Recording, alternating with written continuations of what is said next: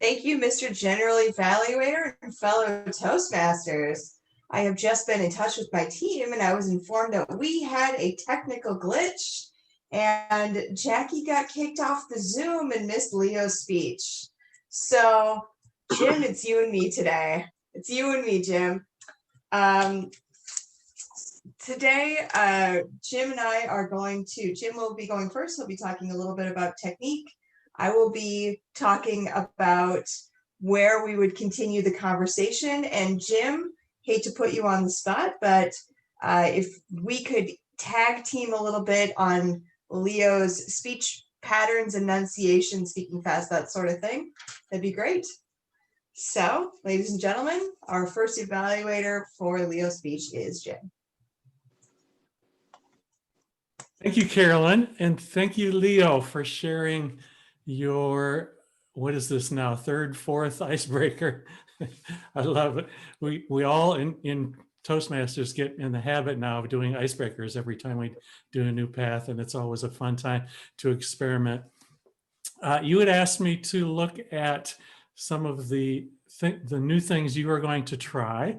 And my assumption is that the main thing there was using your background as your slides rather than doing slide sharing, which we in our private meeting, you had commented that that was something you weren't too keen on. So let me spend most of my time in that area, and then I just have a couple other comments maybe to share as well. First, you came right up with an image with the post off of Nextdoor about someone who wanted to was looking to pay someone to be their friend, and that image just came right on the screen, right behind your head. It was striking. I think that worked quite well. And then as you then moved on to your subsequent slides, and each one of those was as a background too. My thought was that, yeah, I do like this better than screen sharing. Screen sharing in Zoom does a really weird thing where it splits the screen, where you've got like the slides on one side of the screen and a video of you on the other. And what this did for me was it brought the message in right behind you in a way that it wasn't distracting, but yet the content was there. I think you did a really nice job of making sure that the slide content behind you was very simple so that it fit right in and we could still watch you as the primary focus for our viewing. So I really like that a lot. Though I do have some mixed feelings a bit, and a few of the others in the meeting here know this, about using virtual backgrounds. One of the things that happens is that you get a lot of ghosting. Your hair kept coming back on your head and vanishing from your head. If you want to use virtual backgrounds, you might think about really getting a green screen if you don't have one already. What that will do is it will make your face and body stand out against that background in a consistent way, so that if you're moving around, we don't see your hair kind of coming and going and shadows down the side of your neck. So you might think about that. Green screens aren't terribly expensive, so you might want to take a look at that. But on the whole, I think your experiment worked quite well for me. You did, at the very end, you went to full screen background. That worked okay, but just on a personal note, I think I would have liked to see your smiling face in your clothes. But on the whole, it was an interesting background experiment, and thanks for sharing it with us. Back to you, Carolyn. Thank you, Jim. And Leo, thank you so much. In your speech today, you talked about a few specific techniques. Put a smile on your face when you meet people. It really gives a nice first impression. And I think that's true. You do give that first impression, which I've noticed. You gave a brief story of your wife and you mentioned that you're married now some years later. Tip number 2, if you want people to like you, have them talk about themselves, that it builds trust. And tip 3, everyone has a story. I really liked all of these tips.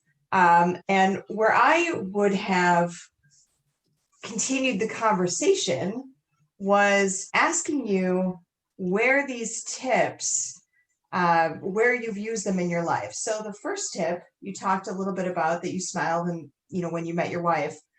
But my challenge to you is, if you give this speech again and you could actually expand it into a longer speech for your engaging humor pack, to weave a story through the tips, maybe about your wife. So if you want people to like you, have them talk about themselves. It builds trust. Maybe talk about either the first date with your wife or the first time you met and how you asked her about herself. Maybe tell some funny anecdotes about that. And everyone has a story. Again, you can pull that wife theme through there so that everyone can come along with you. I think that will, per your own tip, talk a little bit about yourselves, and that will connect with your audience in a way that builds trust with you as a speaker and as one of our fellow Toastmasters. I think that you'd be able to use that particular technique and, like I said, expand it into a longer humorous speech. I think you are a really funny speaker and you have a lot of abilities to bring that into all of us. So that's my challenge to you. And all of these techniques, Leo, smiling on your face and building trust and listening to people's stories, I think you embody that as a Toastmaster and as a friend. So thank you for bringing those tips to us today. Now, Leo, we'll give you a minute for feedback. Carolyn? Oh, yeah. I was looking at my own timing here, and so I sort of stuck to my own topic initially. One thing maybe on diction and on the voice itself that I might share with you, Leo, your focus visually tended to be sort of down at some notes or at the screen, I think. But curiously, your vocal focus kind of went there too. And you might take a listen to your speech and see if you can tell where your voice kind of drops off at the ends of sentences. And I think that be very aware of perhaps what Michelle talked about, of some good breathing and some good follow through with that air in your voice to keep it confident all the way to the ends of every one of your sentences. Just a little nit, but I think that is one of the things that maybe gives others the impression of mumbling, is that just the voice isn't quite solid all the way to the ends of every sentence. So I would just share that too. Great. Thanks, Jim. All right. Thanks, Jim. And thanks, Carolyn. First, Jim, for your feedback about actually about the green screen. I think that is important, because even myself, when I'm looking at the screens, I see myself going in and out. And I think that is, it distracts me. So it must be hellish for other people. Because they used to say I'd get the Jack Nicholson look at work, the kind of the crazy look there. So thanks for that tip. And then on the looking down and at my notes, you're right about that. The one thing and I should have just threw those notes away, is that when I have a crutch, I actually use it. And that is a challenge for me, especially if I write out a speech, or that I will use those.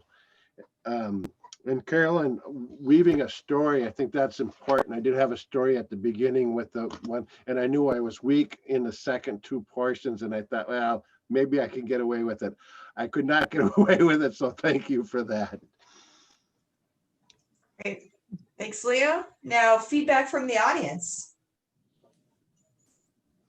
Leo, this is Ed Aylward. I just wanted to point out, don't want to hammer away at you too hard, but for the second consecutive month, we've had a speaker at Saturday Morning Live who went through their speech, and as they moved into the conclusion of their speech, they introduced it by saying, "I guess." That pop and hissing sound you heard was your credibility leaving.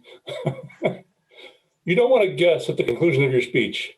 Put some effort into the opening, fumble around in the middle if you need to, sell that conclusion, and you'll be known as a powerful speaker.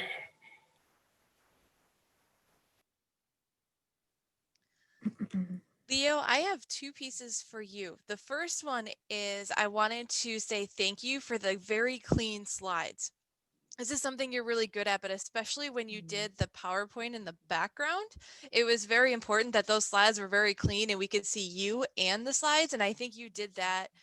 It was amazing. I know the last one you kind of questioned in the speech, but the rest of them, it really fit with that layout. I also got some tips on the green screen just because my computer needs that as well. And someone has a wall similar to what my room kind of has, and she hooked up curtains. They just put a curtain rod up on that wall, and then she could buy curtains. I think she had blue curtains that were very contrasting. I have a weird layout in the room, so I'm going to either like do something with PVC pipes or also see if we have a projector screen for outside that I can just, hook up and then put curtains on top. It's some things to think about if you have to be creative with the room space. Thank you, Jamie. Yeah, I do have a screen, so I can use that actually, a projector screen. Just make sure if it's white like mine, put like curtains or a sheet or something on that's a contrasting color. All right, looks like we are out of time for audience feedback. I do encourage everyone to email Leo any comments and feedback about his speech. And Leo, I want to thank you, and Jim, thank you, and Jackie, I'm sorry you had some technical difficulties, and we will turn it back to Mr. General Evaluator. Thank you, Carolyn.